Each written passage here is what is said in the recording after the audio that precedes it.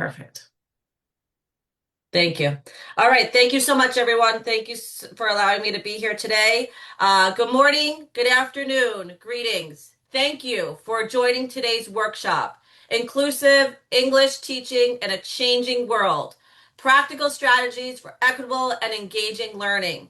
I'm excited to be here today. My name is Dr. Alaina Desjardin. I am an educator, a researcher, a learning design leader with experience in higher education, instructional design, and student-centered learning, as well as research-informed teaching practices. Today's session is designed for an opportunity to have a speaking workshop. That means that we will not only discuss practical classroom strategies, but also examine the rationale, equity, implications, and evidence-informed foundations behind those strategies. Most important, today we will discuss how we can design English learning environments where more learners can assess, participate, belong, and grow.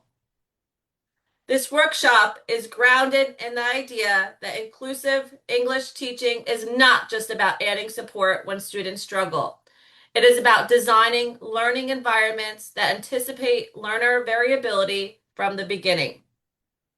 By the end of our time together, we will focus on 4 outcomes, analyze barriers to assess belonging, participation, and linguistic agency, as well as evaluate research-informed strategies using universal design learning, culturally responsive pedagogy, as well as adult learning principles. Along with this, we will also apply one inclusive redesign move to a real lesson, assessment, as well as speaking activity. At this level, we will determine what works. We will also determine for whom does this work under and what conditions. We will have an opportunity to also examine assumptions that are built into design strategies. This is a great opportunity to not only see actionable ideas, but also the adaptation to the diverse teaching context. In small conversations, we will hover over the words analyze, evaluate, apply, and reflect. And these words echo the principles that you will find in Bloom's taxonomy. This is a short speaking flow that I will work through. Basically, my goal as an educator is to provide an opportunity to engage in a brief scholarly input, to provide an applied example, and to create a reflective transfer, much like educators do in the classroom. So this is an example of a demonstration of how you can integrate a scholarly frame, provide practical strategies, and use applied redesign transfer. And here we go. So a key idea for today is this. Inclusion is design, not remediation. That's a very important point. You see on the screen here, we have a couple of different words that you may have found in your reading or your writing within the lens of education inclusive supports. Access, agency, belonging. The question that hovers over us right now is that which learners are advantaged by the default design and which learners must adapt to survive? This is a bigger question. Oftentimes, inclusion is treated as something that we do after a learner struggles. A student does not participate, so we intervene. A student performs poorly, so we provide extra help. A student seems disconnected, so we try to re-engage them. Those responses may be necessary, but they're oftentimes reactive. Inclusive education or inclusive English teaching asks us to move upstream. Examine the learning design before we judge learner performance. There are 3 concepts I want us to hold in mind: access, agency, and belonging. Access asks whether learners can perceive, understand, and use the language supports needed for success. Agency asks whether learners have meaningful choices, identities, and purposes within English use. Belonging asks whether participation structures are safe, equitable, and culturally sustaining. The guiding question becomes, again, which learners are advantaged by the default design and which learners are forced to adapt? An opportunity to frame and bridge this practice. And for an arc, we're looking at this from a doc level practice. But simply, there are three major frameworks that guide this discussion. It forms and hovers on universal design for learning, culturally responsive sustaining pedagogy, and adult learning androgy. These areas are really built in the systems of Knowles. And I'll talk a little bit about this now. The first is universal design, and it asks us to provide a multiple means of engagement, representation, and action of expression. It's simple terms, and we also really need to understand that design learning is really an opportunity for students to access content, participate, and demonstrate learning. The second is hovered on culturally responsive and sustaining pedagogy. This framework reminds us that culture, language identity, and community knowledge are not barriers to learning. They are assets that should be included in rigorous instruction. And the third, is about adult learning theory or androgy. Adult learners bring prior experience, practical goals, and a need for relevance. They often want to know why something matters and how they can use it immediately. Together, these frameworks help us shift from a deficit model to a design model. The important phrase here is design before deficit. From classroom tips to design principles, this is really where we're at, and it provides an opportunity for professionals to really hear classroom tips such as group work or the use of visuals or give sentence starters. Those items could be helpful, and also it could require deeper thinking, deeper Socratic thinking. We need to ask, what barrier does this strategy address? Which learners can benefit from it? What evidence supports it, and what unintended consequences may emerge? For example, group work can support collaboration, but if it's not structured, it can also reproduce inequity. Some learners may dominate while others remain silent. Visuals can support comprehension, but only if they are directly connected to the learning objective and explained clearly. Sentence starters can support language production, but they should not limit learners to formed thinking. The goal is not just about to collect strategies. The goal is to align strategies while learner variability, cultural assets, language objectives, and assessment validity continues to remain strong. I like to hover into strategies that move us forward and provide students an opportunity for equitable access. I like to hover in this first strategy here, strategy 1. It's titled Conduct an Equity-Focused Language Access Audit. This provides an opportunity for the educator to carefully look and see where language itself may be creating unnecessary barriers. In English teaching, language is the content, but language can also become a hidden obstacle. Sometimes students are not struggling with the main learning goal. They are struggling with the directions, academic vocabulary, unclear criteria, unfamiliar examples, or assumed background knowledge. An access audit asks, where is the language demand unrelated to the learning goal? Which vocabulary or syntax is being assumed? What direction requires decoding before learning can begin? And what students may need multiple ways to process or respond? Here's an opportunity to connect the points. An access audit moves inclusion upstream. I'll say it again.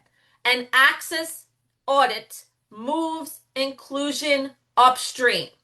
It examines instructional design before learner performance is judged.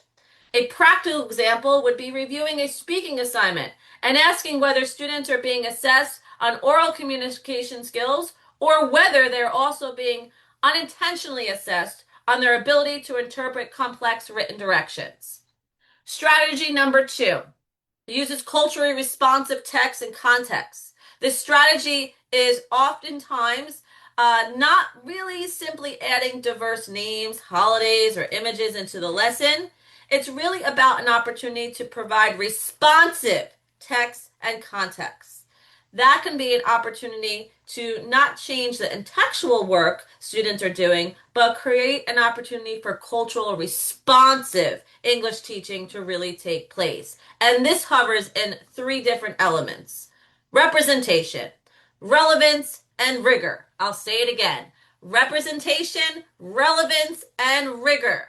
Representation means learners can see diverse identities, communities, and language. It provides an opportunity for relevance to really take shape, which really hovers in the area of community building, career experience, goal-oriented approaches, and authentic purposes. Rigor means culturally responsive materials still invite analysis, argument, critique, as well as academic language, but most of all, deep, rich, Socratic thinking. The equity check is this. Are you ready? Are learners only included as topics, or are they positioned as knowledge producers? This shifts students from passive recipients to active meaning makers. Let's head to strategy 3. In strategy 3, you see design, equitable, participation structures. This is our third strategy here. When students do not participate, we often interpret silence as a disengagement, lack of participation, or lack of confidence. Sometimes that may be true, but sometimes the structure of participation privileges the fastest speaker, the most confident speaker, or the most familiar with the dominant classroom norms. First, we use wait time as written processes, giving students time to think and write before speaking. Second, we use structured roles such as connector, evidence finding, language monitor, or question builder. And third, allow multimodal responses options when aligned to the learning outcomes. This is key to observing micro data points. Who speaks? Who is silent? Who asks questions? Who gets interrupted? Whose ideas are taken up by peers, and who switches languages and when? This is the question as we continue diving into the strategies. And here we are in strategy number 4, teach for linguistic agency. This is an important conversation. This is where it's at. Inclusive English instruction should help learners expand their communicative repertoires. It should not require learners to erase their identities, their accents, their home language, or community language practices. There is a difference between teaching academic or professional English and suggesting that only one form of English is valuable. We can help learners examine how audience, purpose, and context shape language choices. We can discuss register, code switching, or professional communication with care and respect. Helpful way to frame this language pattern may be expected. In another setting, a different pattern may be more effective. The goal is choice, not replacement. The critical distinction is this. The goal is not to erase identity through standard English. The goal is to expand learners' choices so they can communicate with power across different contexts. And here we go. Strategy number 5. This is to align assessment with growth, clarity, and validity. The 5th strategy is all about this and more. Inclusive assessment does not mean lowering expectations. It means making expectations transparent and ensuring the assessment measures what is intended to measure. Before an assessment, students need exemplars, criteria, vocabulary supports, and models of successful performance.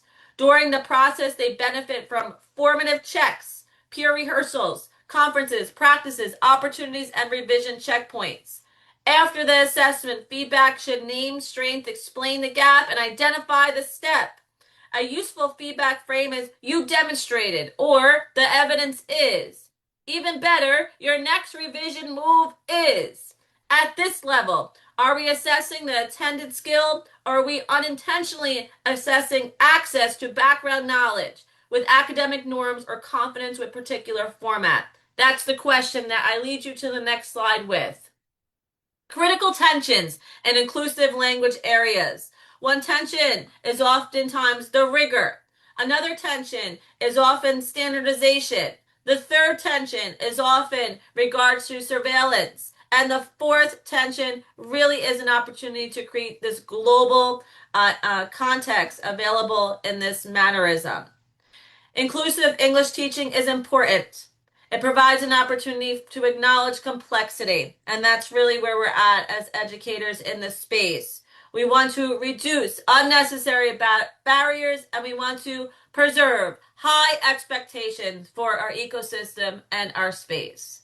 This is an opportunity to continue the deep dive. So this is a quick activity that I'll talk through. This is in regards to inclusive learning redesign sprint. Think of this as an opportunity to engage in experiential learning right here with me for the moment. Think of one English lesson, discussion, a reading task, a writing task, even a speaking task that you currently teach or support. All right, I'll give that a second. 3, 2, 1. First, name one barrier. It might be a language load, uneven participation, unclear success criteria, or even lack of belonging. Second, now I want you to choose one framework lens. As I'm saying this aloud, I'm doing this in my head too, so don't worry. Second, choose one framework lens. You may use UDL, cultural responsive, or sustaining pedagogy. Next, I want you to redesign one element. You may redesign the prompt, the model, the scaffold, the group work, something that makes sense for you. And last, I want you to use this sentence to frame. The barrier was, I designed, using because. The purpose here is not to redesign an entire course. It is to practice one intentional, inclusive design move.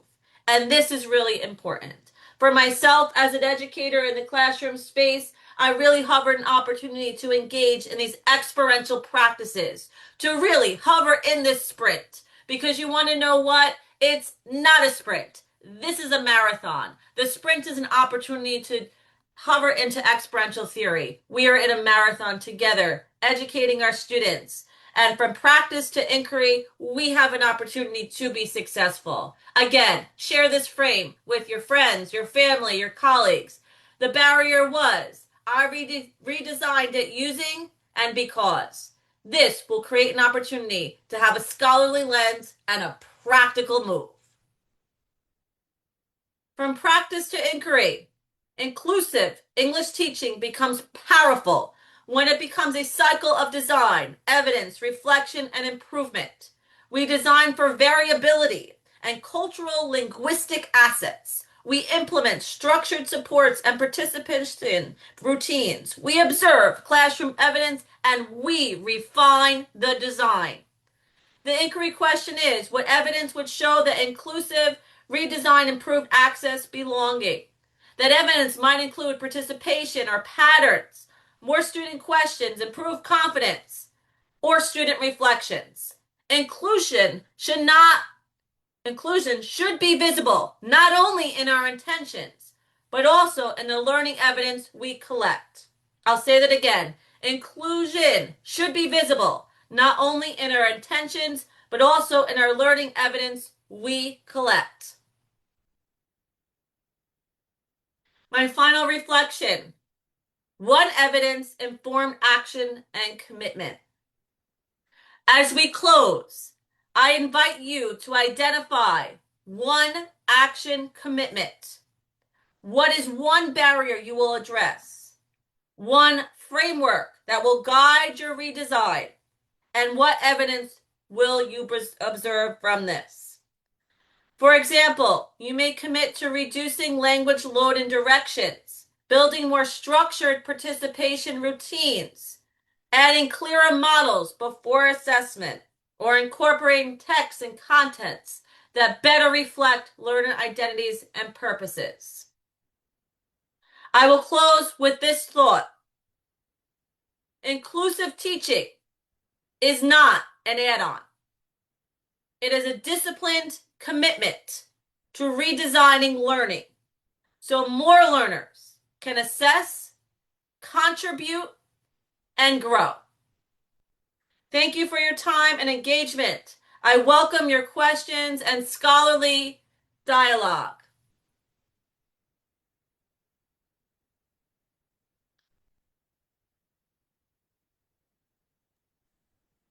Okay.